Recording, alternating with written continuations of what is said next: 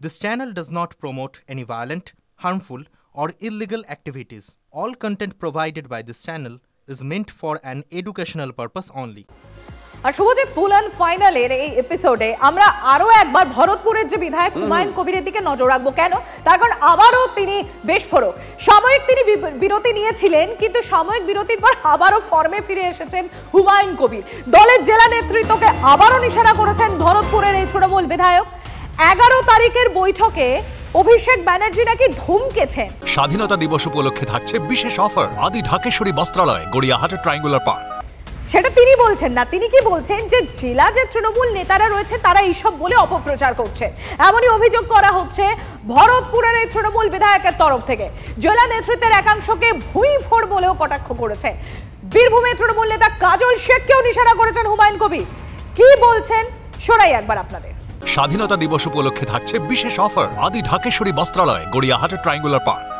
আমার জন্য বলে বেড়াচ্ছে ওই 11 তারিখে অভিষেক বন্দ্যোপাধ্যায় নাকি আমাকে চমকিয়েছে, কড়কিয়েছে, আমি নাকি চমকি দিয়েছি, ভয় পেয়ে গেছি, এসব বলবে, এসব অপপ্রচার। আমি অন্যায় করি না, আমি কোনো নেতার সামনে মাথা নত করে পিছুও হটে না। আমি ন্যায়ের পক্ষে থাকি, ন্যায়ের পক্ষে আছি, আজীবন যে কটা দিন বাঁচবো ন্যায়ের পক্ষে থেকে রাজনীতি করে যাব। আমাদের এই জেলার যেসব ভুঁইফোড় নেতা আছে, যারা নিজেদের কোনো অস্তিত্ব নাই, অপরের অস্তিত্ব দেখে তারা চলাফেরা করে, তো সেই সব নেতারা অপপ্রচার করে বেড়াচ্ছে, আমাকে নাকি এই করেছে, ওই করেছে, তাই করেছে। তো এসবের তো কোনো ব্যাখ্যা দেওয়ার আমার দরকার নেই, কারণ কে কি সেই পাগলে কিনা বলে, ছাগলে কিনা খায়। ওরা জীবন শাহ অনুব্রত মন্ডলের অনুগত, আর কাজল শেখরা এখন এখানকার এক কথায় বালি চোরদের সাথে তার সম্পর্ক। এ নিয়ে আমি কিছু বলবো না।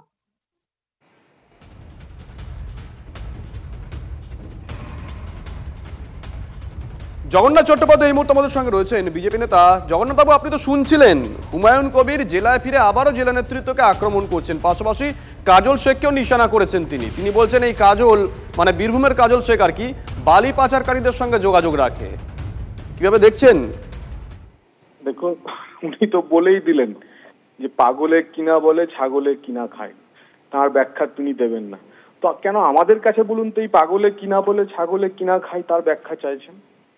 যা বলার তো উনিই বলে দিচ্ছেন। তো সুতরাং পিঠে ভাগাভাগির লড়াই, এই পিঠে ভাগাভাগির লড়াইয়ে কে কতটা পিঠে ছিঁড়ে খেতে পাচ্ছে তার পরিণামে কোথাও খুনোখুনি, কোথাও একে অপরকে গালিগালাজ চলছে।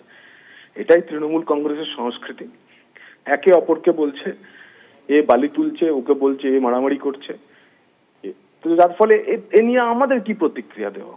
ওদের তো একটা শৃঙ্খলা রক্ষা কমিটি হয়েছিল না, ত্রিস্তরীয় না চতুস্তরীয়, তার কি হলো? তাদের জিজ্ঞাসা করুন যে এই বরাবর এইসব কথা বলার জন্য এই তাদের শৃঙ্খলটা কতটা শক্তিশালী হয়েছে।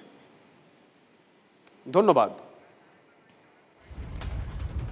আরো একবার আপনাদের শোনাই ঠিক কি বলেছেন হুমায়ুন কবির।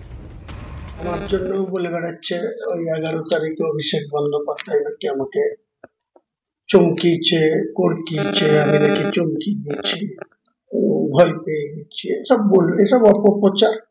আমি অন্যায় করি না, আমি কোনো নেতার সামনে মাথা নত করে পিছুও হটে না।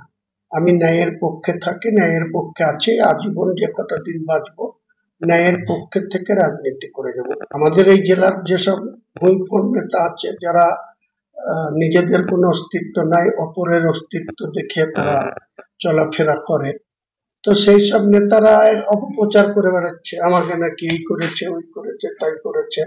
তো এসবের তো কোনো ব্যাখ্যা দেওয়ার আমার দরকার নেই, কারণ কে কি সেই পাগলে কিনা বলে, ছাগলে কিনা খায়। ওরা জীবন শাহ অনুব্রত মন্ডলের অনুগত, আর কাজল শেখরা এখন এখানকার এক কথায় বালি চোরদের সাথে তার সম্পর্ক। এ নিয়ে আমি কিছু বলবো না। সম্প্রতি একটা বিষয়, 15ই আগস্ট পেরিয়ে গেছে, আজকে 17ই আগস্ট, এখনো পর্যন্ত হুমায়ুন কবির তার নতুন দল কিন্তু ঘোষণা করেননি। এই জায়গা থেকে তিনি ব্যাক গিয়ার নিয়েছেন, পিছু হটেছেন, কিন্তু ওনার যে স্বভাবসিদ্ধ ভঙ্গিমা, দলীয় নেতৃত্বকে, জেলা নেতৃত্বকে টার্গেট করা, সেটা থেকে কিন্তু 1 ইঞ্চিও সরেননি। এবং শুধু তাই না, তিনি নাম উল্লেখ করে শুভজিৎ আবারও একবার মন্তব্য করেছেন তৃণমূল কংগ্রেসের মুখপাত্র তন্ময় ঘোষ রয়েছেন আমাদের সঙ্গে। তন্ময় বাবু, হুমায়ুন কবির ভরতপুরের বিধায়ক, তিনি তো আমার দলের বিরুদ্ধে মুখ খুলছেন। তিনি বলছেন যে কাজল শেখ ওরা বালি পাচারকারীদের সঙ্গে যোগাযোগ রাখে, আর শুধু তাই নয়, বলছেন জেলা তৃণমূল নেতৃত্ব নাকি তার নামে আবার অপপ্রচার করছে। কিভাবে দেখছেন গোটা বিষয়টা?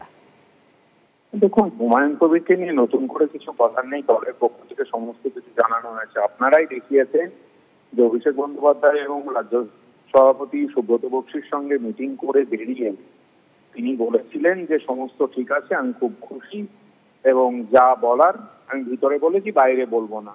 অর্থাৎ নিশ্চয়ই নেতৃত্বের থেকে, সর্বোচ্চ নেতৃত্বের থেকে কিছু বার্তা তাকে দেওয়া হয়েছে। মিটিংগুলো সেই জন্যই আলাপ আলোচনা করার জন্য এবং সেখান থেকে বার্তা দেওয়ার জন্য আগামী 26-এর নির্বাচনকে সামনে রেখে। তো সেই বার্তা তাকে দেওয়া হয়েছে। এখন তিনি কি বলছেন না বলছেন সেই বিষয়ে মন্তব্য করা কঠিন। দল নজর রাখবে, দরকার পড়লে আবার দলের তার থেকে জানতে চাইবে কি বলছে। কিন্তু তন্ময় বাবু, আবারও তিনি প্রকাশ্যে মুখ খুলছেন জেলা নেতৃত্বের বিরুদ্ধে। এবার কি দলগতভাবে কোনো পদক্ষেপ নেওয়া হবে?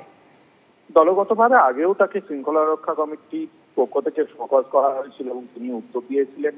আবার যদি এরকম কিছু ঘটনা ঘটে, নিশ্চিতভাবে দলীয় স্তরে পর্যালোচনা করে দলের শীর্ষ নেতৃত্ব, আমাদের সর্বময় নেত্রী মমতা বন্দ্যোপাধ্যায় কিছু একটা ব্যবস্থা নেবেন, এর উপর নজর রাখছে দল। ধন্যবাদ তন্ময় বাবু।